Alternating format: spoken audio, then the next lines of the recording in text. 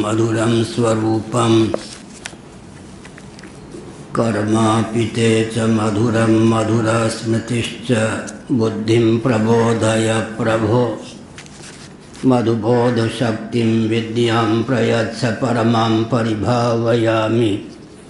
नारायणाखिलगुरो भगवन्नमस्ते शिवाय नमः शिवलिंगाय नमः। श्री राम जय राम जय जय राम। श्री राम जय राम जय जय राम। धर्म की जय हो, अधर्म का नाश हो, प्राणियों में सद्भावना हो, विश्व का कल्याण हो, गोमाता की जय हो, गोहत्या आनंद हो, भारत अखंड हो, सर्वभूत हृदय धर्म सम्राट श्री स्वामी करपात्री जी महाराज की जय हो, श्री जगन्नाथ महाप्रभु की जय हो, श्री बलभद्र महाप्रभु की भगवती सुभद्रा देवी की हर हर महादेव। गोविंद जय जय गोपाल जय जय गोविंद जय जय गोपाल जय जय राधा रमण हरि गोविंद जय जय राधा रमण हरि गोविंद जय जय श्री कृष्ण गोविंद हरे मुरारे कृष्ण गोविंद हरे मुरारे। हे नाथ नारायण वासुदेवा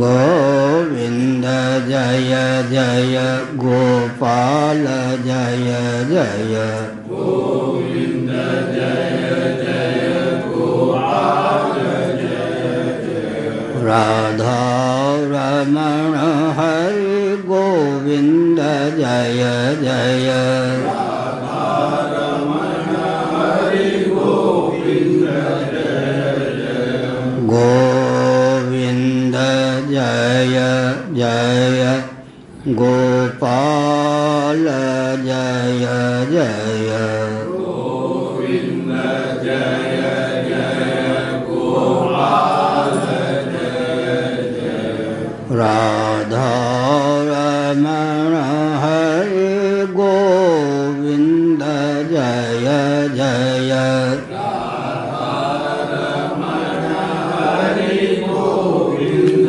जय जय श्री वृंदावन विहारी लाल की जय। नारायण शंभो शिव शिव शिव शिव शिव शिव नारायण नारायण नारायण। श्रीमद्भागवत स्कंध 7 श्लोक अध्याय 1 श्लोक 41।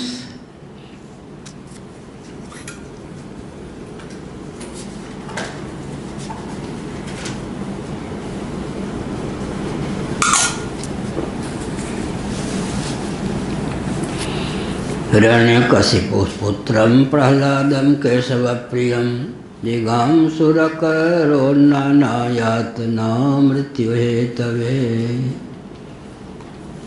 नारायण सबका भला हो।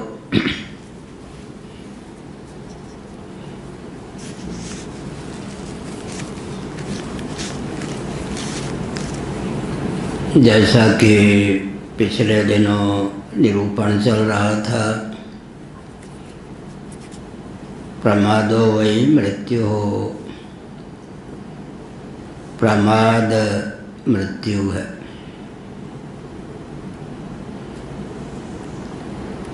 स्वाभाविक ब्रह्म भाव से प्रच्युति का नाम प्रमाद है।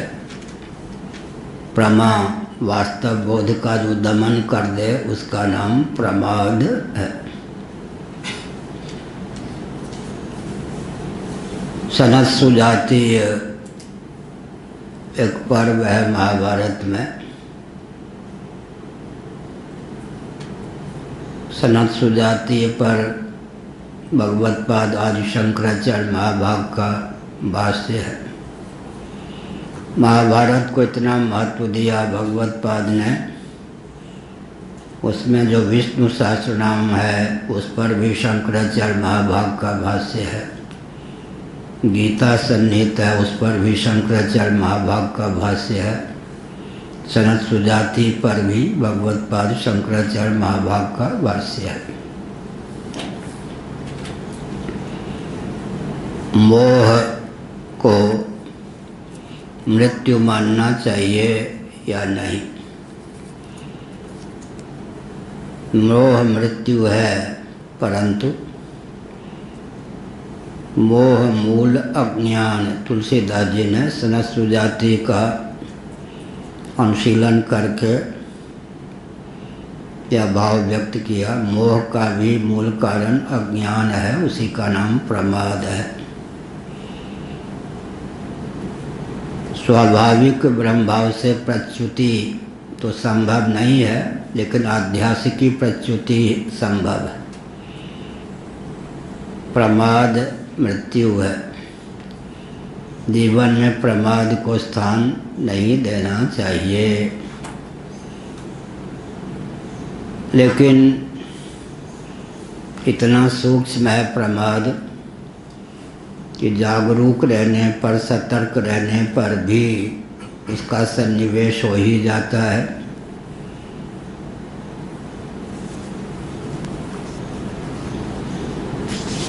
सनत सुजाति इत्यादि 5-6 साल के बाल गोपाल सदृश परिलक्षित होते थे। जय विजय ने उनके महात्म्य को नहीं सुना होगा पहले। कभी कभी दायित्व के निर्वाह में संलग्नता, व्यस्तता के कारण भी बहुत से ज्ञान विज्ञान से व्यक्ति च्युत रहता है या सुदूर रहता है। भगवान विष्णु का दर्शन करने वाल की भावना से सनत सुजात इत्यादि आए।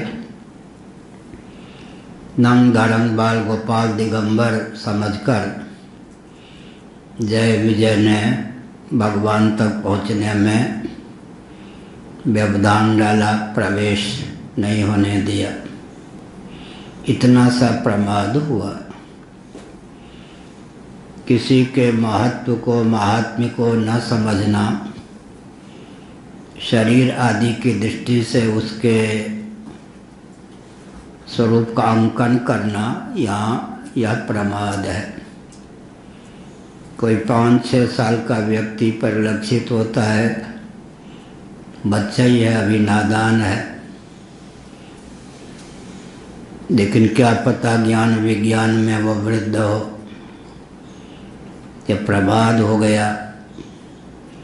प्रत्यक्ष में तो बाल गोपाल दिखते थे 5-6 साल के, दिगंबर थे, निर्विकार थे, निरीह थे।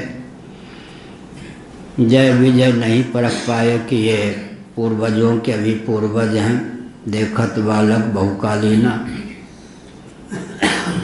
केवल प्रत्यक्ष को प्रमाण मानकर, उनके वय को ही प्रमाण मानकर, उनके महात्म्य का अंकन न होने के कारण रोक दिया। उन्हें जाने की अनुमति नहीं दी। भगवान विष्णु से भी पूछने की कोई आवश्यकता नहीं। 5-6 साल के बालक को हम प्रवेश दें या न दें, इसमें भगवान से क्या पूछना है। बस क्या था, उनका जो प्रमाद था उनके पतन का कारण बन गया। इससे यह शिक्षा है कि अप्रमत्तेन वेधव्यम, जीवन में सतत जागरूकता चाहिए। क्षणिक तनिक प्रमाद भी व्यक्ति के पतन में हेतु होता है। फिर जिनका जीवन हर क्षण प्रमादग्रस्त ही है, उनके पतन के पतन के पतन के पतन का स्वरूप समझ पाना तो बहुत विकट। क्षण भर का प्रमाद भी व्यक्ति को वैकुंठ से च्युत कर सकता है। वैकुंठ कुंठा अवरोध रहित जो स्थान है, ब्रह्मलोक ही बहुत महत्वपूर्ण है, उससे भी पर उसका भी अत्यंत उज्ज्वल परिष्कृत स्वरूप वैकुंठ है। वहाँ तक किसी की गति हुई हो तो कर्म उपासना का, विवेक का, संयम का, दिव्यता का कितना बल और वेग उसके जीवन में होगा, कल्पना कर सकते हैं। इतने ऊंचे पद पर प्रतिष्ठित योग्यता के बल पर, लेकिन ये भी 2-3 मिनट के अंदर ही, 2-4 क्षणों में ही वैकुंठ से च्युत हो सकते हैं और हजारों वर्षों तक अधम पापमय असुर कोटि के हो सकते हैं। समझ पाना कठिन है, लेकिन इतिहास है, विश्वास तो करना ही है। या उन्होंने शाप दे दिया। शाप क्यों दिया? हमारे मार्ग में अवरोधक कैसे हो गए? तो हमारे लिए अंदर बाहर का भेद नहीं है, हम विवेकी हैं, हमारी अप्रत्याहत गति है, उसमें व्यवधान क्यों डाला? अब समर्थ तो समर्थ ही होते हैं, शाप दे दिया। तत्काल वो भी नहीं, साल भर 2 साल बाद तत्काल हुए वैकुंठ से च्युत हुए। च्युत होते होते विचित्र स्थिति थी उनकी। इन बाल गोपालों को, सनत सुजात आदि को दया आ गई। उन्होंने कहा अच्छा 3 जन्म अवश्य होंगे, क्योंकि बहुवचन की पूर्ति तो 3 जन्म के बिना संभव नहीं है। उसके बाद तुम यथास्थान आ जाओगे। अनुग्रह प्राप्त होने पर भी निग्रह कितना भयंकर हुआ। हिरण्यकशिपु की आयु, हिरण्याक्ष की आयु की गिनती करें, भगवान ही उद्धारक बने, फिर भी रावण की आयु कितनी थी, कुंभकर्ण की आयु कितनी थी, ऐसे ही शिशुपाल दंत वक्त्र की आयु कितनी थी। इसका अर्थ है कि तनिक सा प्रमाद कई जन्मों के लिए विघ्नकारक हो सकता है, अधोगति में हेतु हो सकता है, लाखों वर्षों तक पतन में हेतु हो सकता है। इसलिए सतत जागरूक रहना चाहिए। अप्रमत्तेन वेधव्यम्। वही कालांतर में दिति के गर्भ से हिरण्यकशिपु हिरण्याक्ष के रूप में व्यक्त हुए। हिरण्य का अर्थ होता है सुवर्ण, संपत्ति का द्योतक है। हिरण्मयेन पात्रेण सत्यस्यापि हितं मुखम्, ईशावास्योपनिषद। हिरण्मय पात्र के द्वारा, हिरण्मय पात्र के द्वारा, हिरण्यमय पात्र के द्वारा सत्य का मुंह ढका हुआ है। हिरण्यमय पात्र के द्वारा सत्य का मुंह ढका हुआ है। तत्वं पूखन्न पावृणु सत्य धर्माय दृष्टये। सत्य तक पहुँचने के लिए हिरण्य अवरोधक है। इन दोनों का नाम हिरण्य परख हुआ। हिरण्य अक्ष, हिरण्य कशिपु, जिनकी दृष्टि में सुवर्ण धन ही नाच करे, सुवर्णमयी दृष्टि हो जाए, पलंग इत्यादि भी जिनके सोने के हों, वे शोषक अवश्य होंगे। तो लोभ के प्रतीक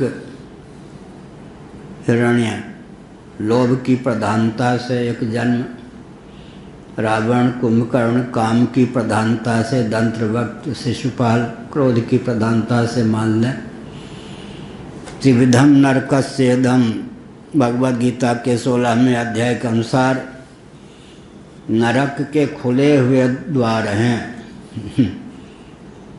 खुले हुए द्वार, इसका मतलब अनियंत्रित काम क्रोध लोभ नरक में हेतु है, नरक में हेतु। इसलिए तीनों पर संयम होना चाहिए। असुर बनाने वाले यही तीन हैं, काम क्रोध लोभ। सर्वथा काम का त्याग, क्रोध का त्याग, लोभ का त्याग संभव नहीं है।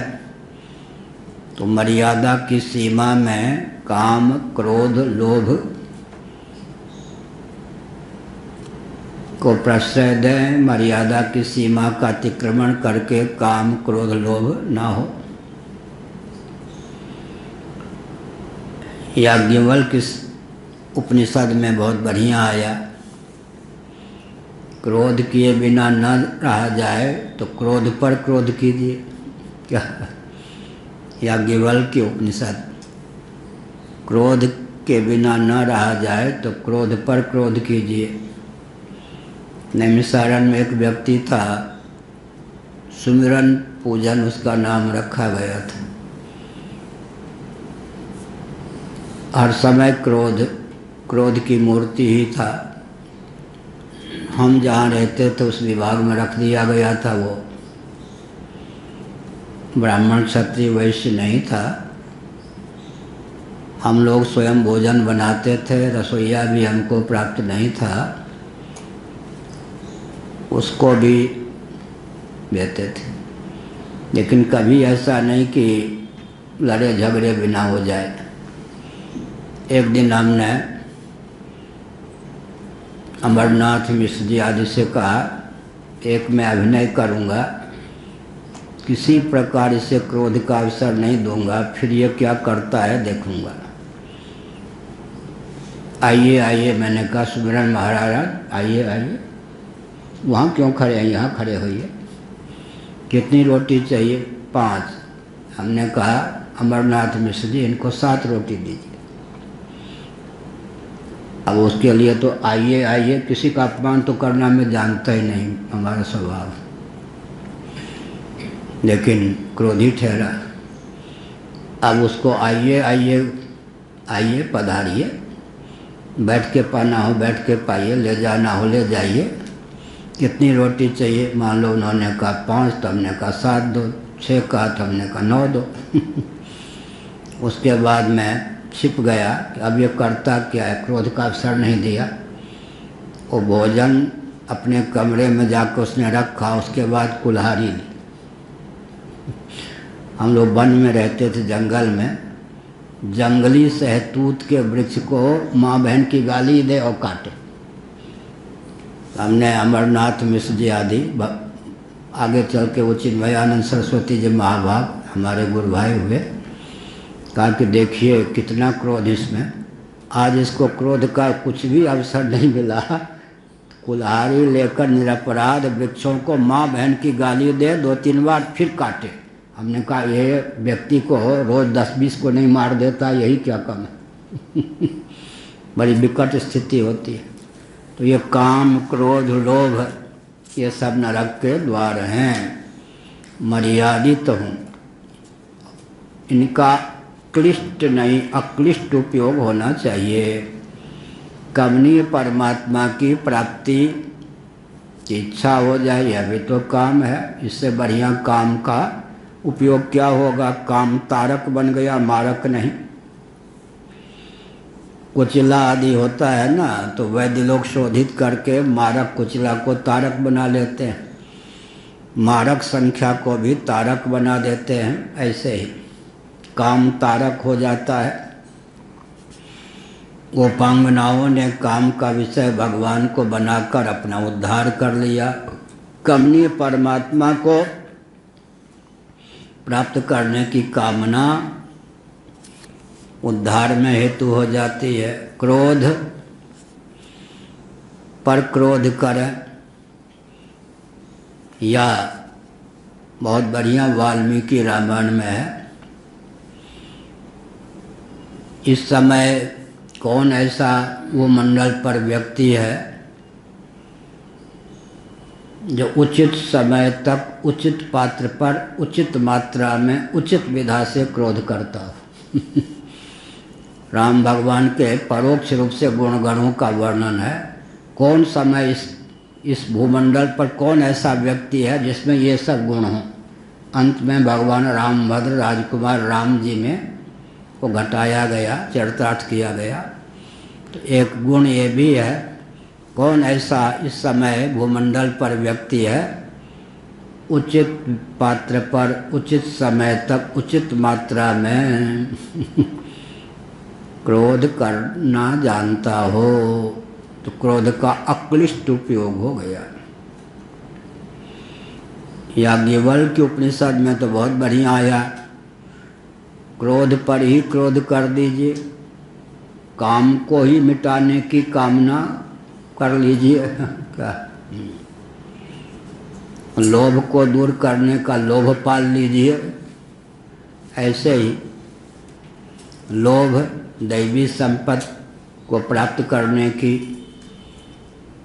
भावना का उदय हो जाए तो कामक क्रोध लोभ ये सब अक्लिष्ट उपयोग करके तारक बन जाते हैं, अथवा नहीं तो अन्यथा मारक। यह हुआ। अब बहुत विचित्र बात है, पिता का प्रभाव संतान पर पड़े या न पड़े, माता का प्रभाव पड़े बिना नहीं रहता। इसलिए यहाँ दिति शब्द का प्रयोग आया। जज्ञाते तौ दिते पुत्रौ 39 दिति के गर्भ से। दिति पतिव्रता थी, लेकिन संध्या की वेला में जहाँ रुद्र वेला है, भगवान रुद्र त्रिशूल लेकर भ्रमण करते हैं, भजन की वेला है, पति के मना करने पर भी, कश्यप जी के मना करने पर भी उसने पति जी को बाध्य कर दिया स्पर्श के लिए। काल जासु को दंड तुलसीदास जी ने बताया, काल का तिरस्कार हुआ। जिस समय जिस कृत्य का निर्वाह नहीं करना चाहिए, उस समय उस कृत्य का निर्वाह करने पर क्या होता है, काल को दंड मारक बन जाता है। अब एक विचित्र बात है, देश दिक् प्रभेद हैं। हमने कुछ दिन पहले बताया था, वायु तत्व तो एक ही है, लेकिन किस दिशा से हवा चलकर कौन सा रूप धारण करती है, कौन से गुण दोष से युक्त हो जाती है, इसका वर्णन है। दिक् भी वस्तु को प्रभावित करने में समर्थ है। दिक्शूल बोलते या नहीं, दिक्शूल, दिक् ही शूल का रूप धारण कर ले, कष्टकर हो जाए, इसलिए दिक् का भी ध्यान रखना चाहिए और वस्तु का भी ध्यान रखना चाहिए। तुलसीदास जी का एक वचन श्रीमद् भागवत के 11 स्कंध में गुण दोष मीमांसा नामक एक अध्याय है, उसका सार बहुत अच्छा खींचा तुलसीदास जी ने। तात प्रबल मायाकृत गुण और दोष अनेक, गुण यह उभय न देखिए, देखिए सो अविवेक। यह ग्रह भेषज जल पवन पट, पाई कुजोग सुजोग, हो ही कुवस्तु सुवस्तु जग, लखही सुलक्षण लोग। अध्याय के अध्याय का सारांश तुलसीदास जी एक दोहा के माध्यम से व्यक्त कर देते। ग्रह भेषज जल पवन पट, पाई कुजोग सुजोग हो ही कुवस्तु सुवस्तु जग लखन सुलक्षण लोग। अब तांबे के पात्र में दूध रख कर पिएंगे विष हो ही जाएगा, जल रखेंगे गंगा जल हो जाएगा। कुपोदक भी ताम्र पात्र में रख देंगे वो गंगा जल हो जाएगा। लेकिन ताम्र पात्र में अगर दूध रख देंगे तो गर्म पानी रखेंगे तो विष हो जाएगा। ताम्र पात्र में गर्म पानी रख कर पिए वो विष हो जाएगा। तांबे का उसमें इतना आ जाएगा कि आपके लिए मारक हो जाएगा। शीतल जल ताम्र पात्र में रखें तो गंगा जल उसके तुल्य हो जाता है वो जल। लेकिन उष्ण जल गर्म जल तांबे पात्र में रखेंगे विषाक्त हो जाता है। तो ग्रह भेषज, ग्रह बीच में अगर बृहस्पति आ गए तो अगल बगल जो है मारक ग्रह भी तारक बन जाते हैं। ग्रह भेषज संख्या आदि कुचला आदि का नाम लिया है। जल पवन पट, शौचालय के पात्र में रखा हुआ जल चाहे वो गंगा जल ही क्यों ना हो। पाई कुजोग सुयोग, ग्रह भेषज जल पवन पट। पवन संक्रामक रोगी को छूकर आने वाला पवन, भगवत विग्रह को स्पर्श करके महापुरुष के श्री विग्रह को स्पर्श करने वाला के आने वाला पवन, श्मशान की आग को स्पर्श करके आने वाली हवा, गुणदोष। पवन पट, भगवान को निवेदित करके जो वस्त्र धारण किया जाता है वो मुर्दे के शरीर पर जो रेशमी वस्त्र ही क्यों न हो नया तो वो इसलिए ग्रह भेषज जल पवन पट पाई कुजोग सुजोग हो ही कुवस्तु सुवस्तु जग लखन सुलक्षण लोग। कुवस्तु को भी सुवस्तु और सुवस्तु को भी कुवस्तु इसीलिए कहा। काल का भी प्रभाव पड़ता है, दिक् का भी प्रभाव पड़ता है, वस्तु का भी प्रभाव पड़ता है। 3 बार एक घटना घटी, 5-5 घंटे तक बेहोशी हो गई। सोचने लगा कि मैं तो बहुत संयम से रहने वाला, ये 3 बार बेहोशी कैसे हो गई, 5-5 घंटे बेसुध हो गए। भोजन पर ध्यान गया। 3 बार के बाद दिमाग गया कि पका हुआ आम, केले की सब्जी, करेला, हाँ करेले की सब्जी, करेले की कच्चा आम करेले की सब्जी में डाल दें तो गुण हो जाए। पका हुआ आम था, ज़्यादा आम पचा नहीं पा सकता, इतना आम लिया होगा, करेले की सब्जी थी। तो गया वो हो 3 दिन जो बेहोशी तो हमारे अनुकूल नहीं, उसके बाद में बिल्कुल संभल गया। करेले की सब्जी और पका हुआ आम आ जाए आम को छोड़ दूंगा, करेला मुझे प्रिय भी है, ये नहीं कहता कि बनवाओ।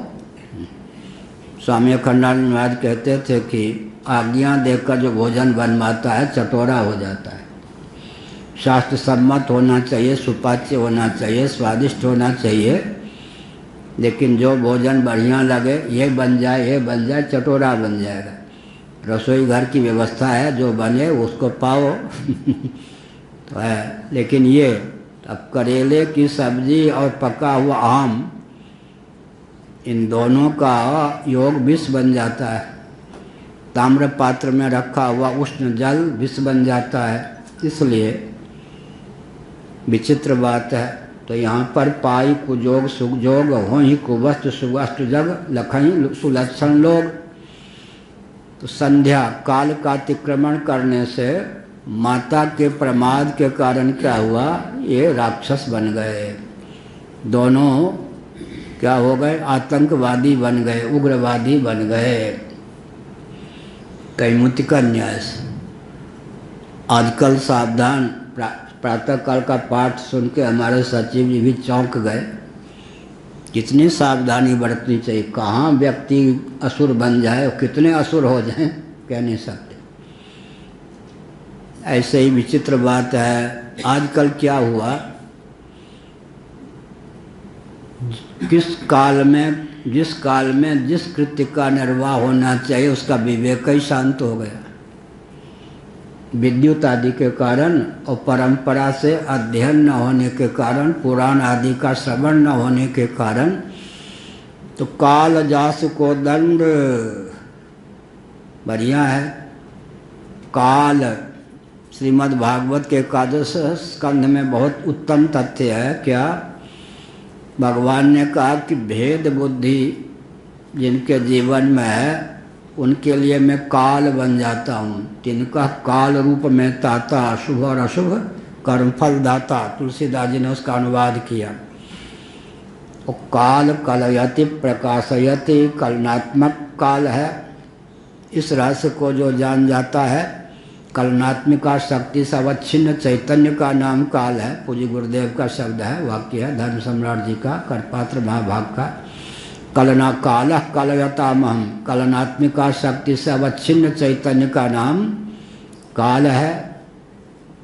काल को भगवान समझकर, भगवान को जो आत्मस्वरूप समझ लेता है उसके लिए सदा सुमंगल रहता है। लेकिन आजकल किस समय कौन सा कार्य करना चाहिए, सबके लिए 5 मुहूर्त, अगस्त ही मुहूर्त होना चाहिए। उसका नाम है मोदी काल। उनको धार गया तो पूरे भारत को तो धारेगा ही।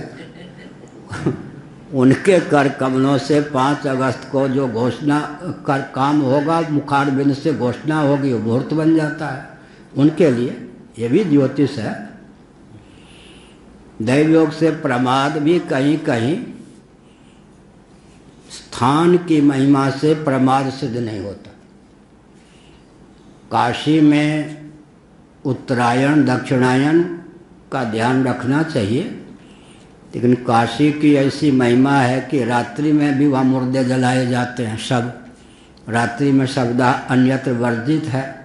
पुरी में रात्रि में भी शब्द जलाए जाते हैं, धाम होने कारण। काशी में अंतरिक्ष और भूमि, जैसे कोई 2 मंजिले पर शरीर छोड़ दे अशुभ है, लेकिन काशी 2 मंजिले पर शरीर छोड़े अशुभ है। और बहुत से देवी देवता की समर्चा 2 मंजिले पर अशुभ है। लेकिन काशी जो तीर्थ विशेष, धाम विशेष, पुरी विशेष हैं, वहाँ उत्तरायण दक्षिणायन का प्रातीतिक भेद है, वास्तविक नहीं। भूमि और अंतरिक्ष का प्रातीतिक भेद है, वास्तविक नहीं। ऐसे मान लो दक्षिणायन में 5 अगस्त को ही सही अयोध्या में कोई कार्य हो जाए तो उस धाम की महिमा से, चाहे सेकुलरिज्म के वशीभूत होकर कार्य हो हट के कारण, लेकिन वो धाम की महिमा से उस दोस्त पर पानी फिर जाता है। बुरा न मानो, होली है। कभी कभी अज्ञान भी ज्ञान बन जाता है धाम की महिमा से। और ज्योतिष का एक अंतरंग रहस्य है, जिस समय अत्यंत उत्साह किसी कार्य को करने का हो, समझ जाओ बढ़िया मुहूर्त है। ज्योतिष पर भी मेरा ग्रंथ है। मैं ज्योतिषी नहीं हूँ, न वैज्ञानिक हूँ, न ज्योतिषी हूँ, न गणितज्ञ हूँ, पर ग्रंथ सब पर है। चोरी करके कुछ भी नहीं है। और प्रमाण दे देता हूँ जहाँ से जो सामग्री ग्रंथों से मिली। तो ज्योतिष पर भी मेरा दर्शन ग्रंथ है। तो ज्योतिष का अंतरंग रहस्य क्या है? अत्यंत उत्साह जिस समय उदित हो, उस समय मुहूर्त अच्छा हो जाता है, चाहे 5 अगस्त ही क्यों ना हो मोदी जी के लिए। क्या मतलब अत्यंत उत्साह? अत्यंत उत्साह क्या हुआ? इसमें भी दर्शन है जी। यच्चत्रिकालातीतं तदप्योंकारे एव, क्या है मांडूक्य उपनिषद में। और मनुस्मृति में क्या लिखा है? भूतम भव्यम भविष्यं च सर्वं वेदात् प्रसिद्ध्यति। जो कुछ काल गर्भित पदार्थ हैं वे सब के सब वेद और वेद सम्मत शास्त्रों के द्वारा विदित होते हैं। वेदों की गति वेद वैदिक वाङ्मय की गति, वेदादि शास्त्रों की गति सकल का कालगर्भित पदार्थों में है। इतना ही नहीं, वेदों का जो बीज है ओंकार या प्रणव यच्च कालातीतम तदप्योंकार एवं, कालातीत अव्यक्त प्रकृति काल से अतीत है। और परमात्मा, इनका भी विज्ञान वेद सार सर्वस्व वेद बीज प्रणव या ओंकार के माध्यम से होता है। जो कुछ काल गर्भित और कालातीत पदार्थ हैं, सबका ज्ञान वेदों के द्वारा होता है।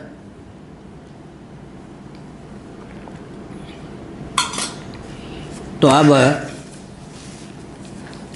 जीव कालातीत है या नहीं? जीव कालातीत है। बुद्धि क्या है? बुद्धि से अवच्छिन्न जो चैतन्य है या बुद्धि से उपहित चैतन्य, व्यष्टि में हिरण्यगर्भ है, तेजस है। बुद्धि को लेकर काल का स्फुरन होता है और जीव बुद्धि को उपाधि बना ले तो कालातीत वस्तु तक बुद्धि की पहुंच हो जाती है, आत्मा तक, अव्याकृत तक। बुद्धि को जीव विशेषण बना ले, बुद्धि से विशिष्ट हो जाए जीव, तो उस पर काल मर्राता है, काल की दाल गल जाती है। तो बुद्धि को उपहित उपाधि बना करके अत्यंत उल्लास की दशा में अगर कोई कार्य करता है तो कालातीत उस जीव की गति मानी जाती है। उस समय उस कालातीतता के कारण उस मुहूर्त में जो कार्य होता है ज्योतिष के अनुसार वो सफल हो जाता है। तो ज्योतिष में भी दर्शन है ना यह। कभी कभी एक लालू यादव हैं बिहार में, अडवाणी जी से चिढ़ के उन्होंने कहा अडवाणी स्वाहा यज्ञ करवाया। अब वो स्वाहाकार समझते थे, स्वाहा नाश, और इंद्राय स्वाहा माने इंद्र का नाश हो जाए। तो कभी कभी किसी को मारने के लिए जो कार्य होता है उसके जीवन में हेतु बन जाता है। क्या? अडवाणी स्वाहा ये मंत्र बन गया, लालू मंत्र है ये। कई प्रकार के मंत्र दृष्टा होते हैं। लालू जी ने हमको, हमारे पास व्यक्ति भेजा पहले जब वो मुख्यमंत्री आदि थे।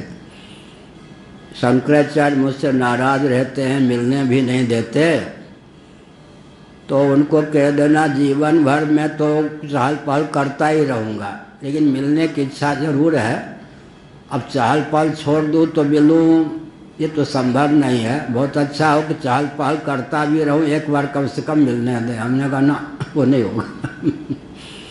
तो क्या हुआ जी, कभी कभी क्या होता है, इंद्र को मारने के लिए जो पुत्र चाहिए यज्ञ के माध्यम से, क्या उच्चारण की विधा से इंद्र के हाथों मरने वाला पुत्र हो जाता है। एक बहुत विचित्र बात है। तो ग्रह भेषज जल पवन पट पाई कुयोग सुयोग, या पाई कुजोग सुजोग हो ही कुवस्तु सुवस्तु जग लखई सुलक्षण योग। कभी कभी मारक सामग्री भी तारक बन जाती है, कभी कभी तारक सामग्री भी मारक बन जाती है। इसीलिए देश के योग से, वस्तु के योग से, काल के योग से और वस्तुअंतर के योग से, वस्तुअंतर के योग से, जैसे ताम्र पात्र भी वस्तु है, दूध भी वस्तु है, गर्म जल भी वस्तु है, शीतल जल भी वस्तु है। लेकिन शीतल जल अगर रखेंगे, चाहे कूपक कुपोदक ही हो, तो ताम्र लोटा में पात्र में रखेंगे तो गंगा जल हो जाएगा, गर्म जल रख के पिएंगे तो विष हो जाएगा। इसलिए वस्तु का संयोग, वस्तु और देश का संयोग, वस्तु और काल का संयोग, काल और काल का संयोग ये भी होता है। ये सब मनोविज्ञान है। तो यहाँ पर काल का अतिक्रमण किसके द्वारा हुआ? दिति के द्वारा। तो उसने 2 आतंकवादियों को उत्पन्न किया। अब इस समय कितने आतंकवादी उत्पन्न होते हैं कह नहीं सकते। क्योंकि काल का ही अवज्ञा होती है, काल का ज्ञान ही नहीं है किस समय कौन सा काम होना चाहिए। दिक् प्रभेद का ज्ञान नहीं है, ज्योतिष को बकवास कहते हैं।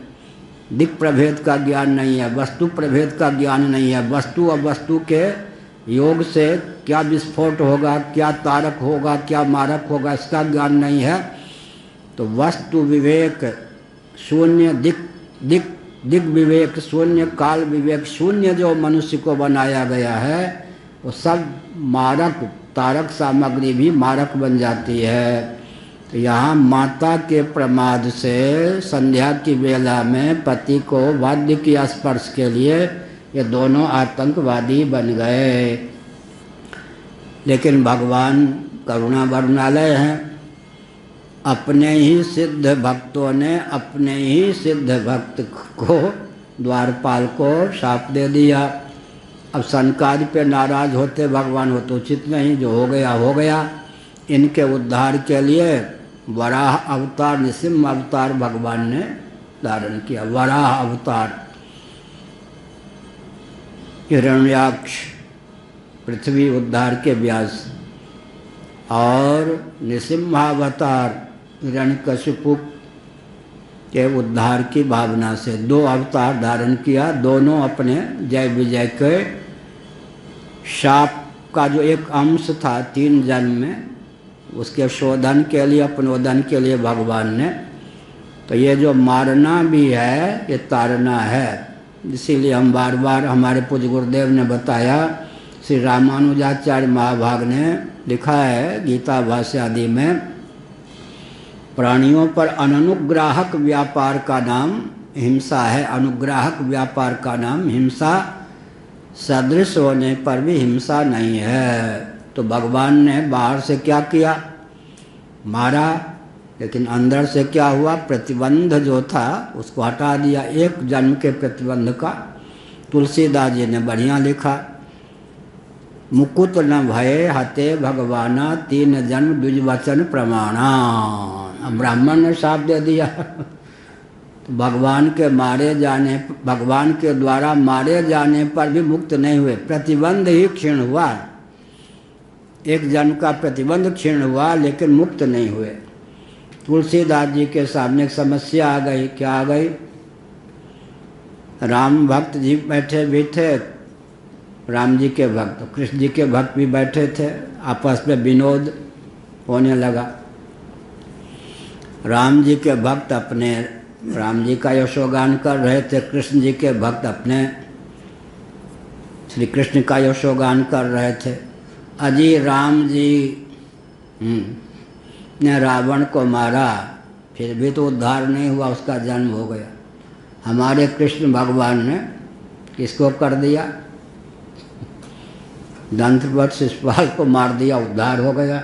राम जी के हाथों मरने पर भी उद्धार नहीं होता, श्री कृष्ण जी के हाथों मरने पर उद्धार होता है।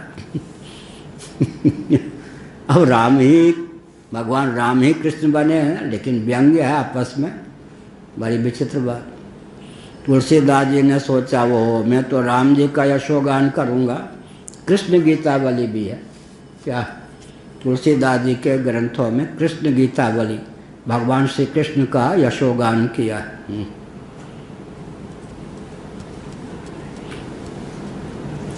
भगवान श्री कृष्ण का, भगवान श्री कृष्ण पढ़ने पर हैं तुलसीदास जी महाराज कृष्ण गीतावली। और यशोदा अपलक नेत्रों से लाला की ओर देख रही है। तो भगवान श्री कृष्ण को तोतली वाणी में बोलना प्रारंभ किए थे, मोह माऊं मेरी ओर माँ टकटकी निगाह से क्यों देख रही है, दूसरों को देखने से मना करती है कि मेरे लाला को नज़र न लग जाए, तू क्यों देख रही है इतने टकटकी निगाह से। मुँह समान नहीं पुण्य पुंज बालक हैं तेरो, इसका उत्तर क्या दिया यशोदा जी ने, अरे बाल गोपाल मेरे समान तेरे पुण्य पुंज नहीं है, तू जन्म जन्मांतरों तक तपस्या कर यशोदा बन, तब समझेगा कि मेरी दृष्टि क्या है। मैं जिस वात्सल्य रस से भावित होकर तुझे देख रही हूँ उसका तुम्हें क्या पता, तू यशोदा थोड़े है, तू तो लाला कृष्ण है। मोह समान नहीं पुण्य पुंज बालक हैं तेरो, कृष्ण गीता बोली। तो तुलसीदास जी ने सोचा कि राम जी पर कोई उंगली न उठावे, इसलिए क्या किया, ऐसा रावण चुना, उस व्यक्ति को रावण बनाया जो जय विजय का अवतार न हो। जय विजय का अवतार होता तब तो भगवान राम के हाथों मारे जाने पर भी एक जन्म उसको और लेना पड़ता। तुलसीदास जी ये कैसे सहते कि हमारे राम जी कृष्ण जी से छोटे हो गए। उन्होंने प्रताप भानु लाके कहीं से रखा प्रताप भानु, जय विजय को नहीं, प्रताप भानु को रावण बनाया, शापित। अब प्रताप भानु जब रावण बन गया तब तो वहाँ कोई शंकादि का शाप उसे नहीं था। बस राम जी के हाथों मरा नहीं रावण, उसका उद्धार हो गया। तो राम जी के हाथों मरने पर उद्धार क्यों हो गया, क्योंकि वो जय विजय का अवतार थोड़े था प्रताप भानु, ये रावण। इसलिए तुलसीदास जी ने बहुत ही युक्ति पूर्वक अपने रामचरितमानस में रावण कौन बने, प्रताप भानु शापित होकर रावण बन गया। जय विजय को रावण बनाते तो भगवान राम के हाथ मारे जाने पर भी एक जन्म उनको और लेना पड़ता। ये सब है। हिरण्याक्षो धरोद्धारे बिभ्रता सौकरम वपुः। धरा का उद्धार भगवान करते हैं। धरा माने पृथ्वी, सबको धारण करने वाली धरा है। धरा का भी उद्धार भगवान करते हैं। भगवान की 3 पत्नी है। कहाँ? शीतोपनिषद, भूदेवी, श्रीदेवी, नीला देवी।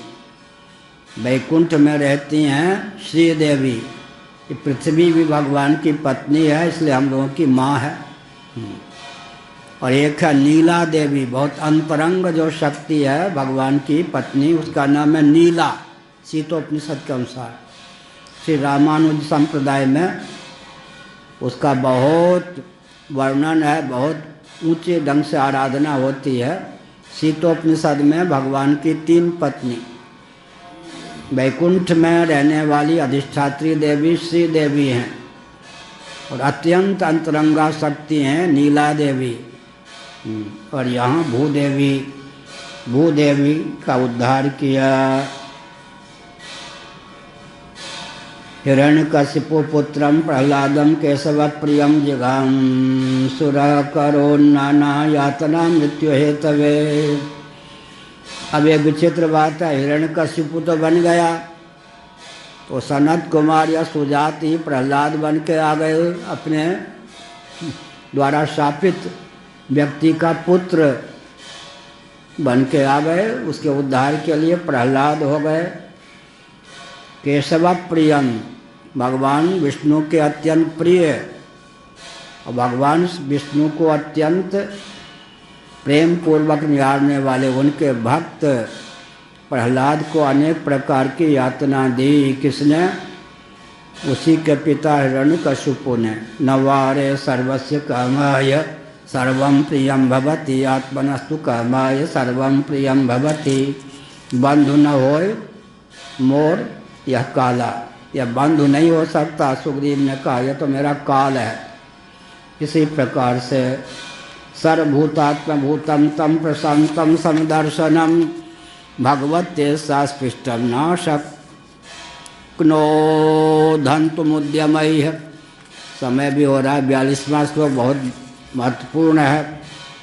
सर्वभूतात्मभूतम, सर्वभूतात्मभूतात्मा कुर्वन्नपि न लिप्यते, गीता में आया। यहाँ सर्वभूतात्मभूतम, सर्वभूतों के आत्मभूत, सबके आत्मस्वरूप। यह एक क्या है? आत्मबम, ब्रह्मास्त्र है यह। किसी की दाल हम पर गल ही नहीं सकती अगर हम सर्व प्राणियों के आत्मस्वरूप अपने को मानते हैं। केवल आत्मी मान करके देखें तो भी दाल नहीं गलती है। हृदय से अगर सबको हम आत्मा स्वरूप ही समझ लें, किसी के मारण मोहन उच्चाटन आदि का प्रयोग नहीं पड़ता। सर्वभूतात्मा भूतम तम, विविध यातना देने पर भी नैनम छिन्दन्ति शस्त्राणि नैनम दहति पावकः न चैनम क्लेदयन्ति आपो न शोषयति मारुतः। नैनम छिन्दन्ति शरीर का लक्षण है या आत्मा का? आत्मा का लक्षण है ना यह। तो जैसे दाहक प्रकाशक अग्नि के संपर्क में आकर काला कलूटा लोहा भी दाहक प्रकाशक बन जाता है, वैसे ही आत्मा के जो दिव्य गुण हैं, स्वभाव हैं, वो प्रहलाद के शरीर में आ गए। पार्थिव अस्त्र शस्त्रों के द्वारा छिन्न भिन्न नहीं हो सका प्रहलाद का शरीर। पानी में, समुद्र में फेंक दिया गया, डूबा नहीं प्रहलाद का शरीर। होलिका आदि के माध्यम से अग्नि में जलाने का प्रयास किया गया, बाल भी बांका नहीं हुआ, जला नहीं प्रहलाद का शरीर। आंधी तूफान बन करके उसके शरीर को शुष्क करने का, लुप्त करने का, चेतना विहीन करने का प्रयास किया गया, फिर भी कोई प्रभाव नहीं पड़ा। नैनम छिन्दन्ति शस्त्राणि नैनम दहति पावकः न चैनम क्लेदयन्ति आपो न शोषयति मारुतः। क्यों? सर्वभूतों के आत्मस्वरूप जो हो चुके थे, सर्वभूत हृदय, सुखदेव जी महाभाग के लिए आया नहीं। यहाँ सर्वभूतात्म भूतम तम प्रशांतम, दंड देने वालों के प्रति भी आक्रोश नहीं, प्रशांत महासागर जैसा उनका हृदय। समदर्शनम, मान अपमान और मित्र शत्रु सब में समदर्शन। पंडिता समदर्शनः, समदर्शी होने के कारण, समदर्शन के कारण। भगवत तेज सास्पृष्टम, और भगवान के तेज से बिल्कुल उपब्रह्मित होने के कारण। ना शक्नो धन्तुम उद्यमयी है, विविध प्रकार के उद्यम जो उसके थे, कोई भी उस पर सफल नहीं हुए। किस पर? प्रहलाद पर। श्री राम जय राम जय जय राम। धर्म की अधर्म का प्राणियों में, विश्व का, गौ माता की गोहत्या, भारत। हर हर महादेव।